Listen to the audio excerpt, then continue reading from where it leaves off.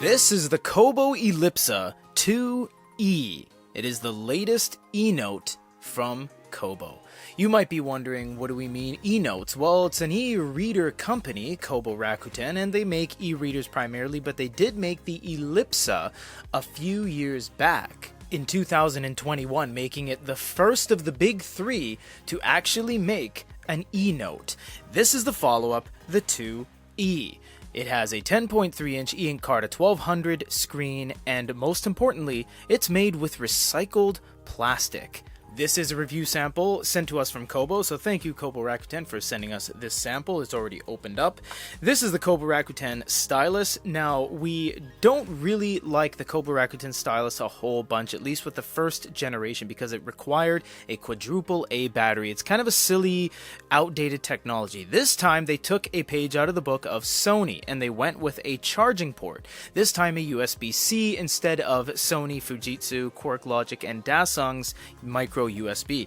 The tip is also different as well. This is looking more like a Huawei M Pencil rather than a standard active capacitive tip because it looks nothing like it. And you have an eraser at the back, it looks like, and a secondary button. We're going to put the unit off to the side and explore the rest of the box first. You do get some replacement tips. I'm happy to see that because usually with these devices that don't use generic tips like a Wacom stylus that you can choose multiple tips from, it's important to have some backups. Inside the tip box, you will find two tips, and I much have to say I appreciate the fact that there's very little to no plastic in any part of the packaging. Even this itself looks like a memo pad all stuck together with glue. It's quite nice. These are the replacement tips. They just slide into the pen like that, and we will show you that in the full review.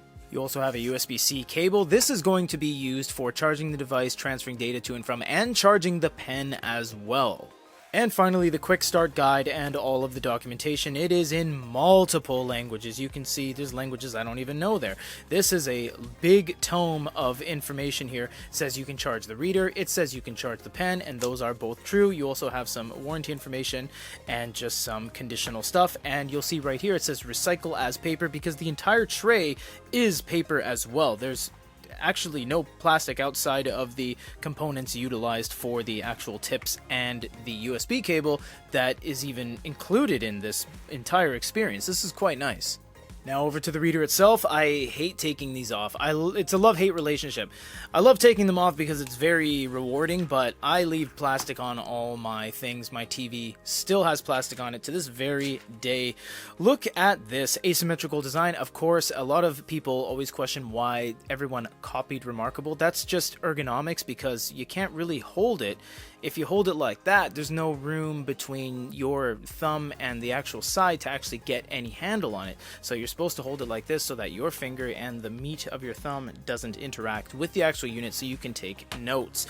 Looking at the back, they take a page out of, well, a lot of people now, Lenovo, Remarkable, Amazon, by putting some rubber stoppers on there. Yes, they put two little rubber stoppers there to prevent it from sliding around when it is on a tabletop, although there's only on the one side, so the other side still slips around.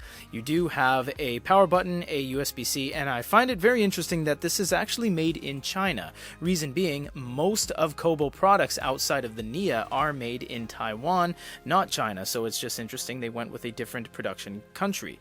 You also have Rakuten Kobo embossed right into there. The back has this cool 45-degree angle digital swipe. It is a low pile rubber, so it does feel a little bit sticky. Doesn't show a lot of fingerprints because this is textured, and the front is a flush screen and bezel, of course. This is really exciting stuff. We're just going to power it on for the first time because, well, might as well show you that it all works and everything, but of course stay tuned for the full review when we get into that. So personally, the thing I was most interested in is whether they still had the basic and advanced notebook distinction, because basically Kobo is completely unique in that it has a basic notebook that mimics everyone else in the industry, and then they have an advanced notebook that nobody else in the industry has ever come close to emulating.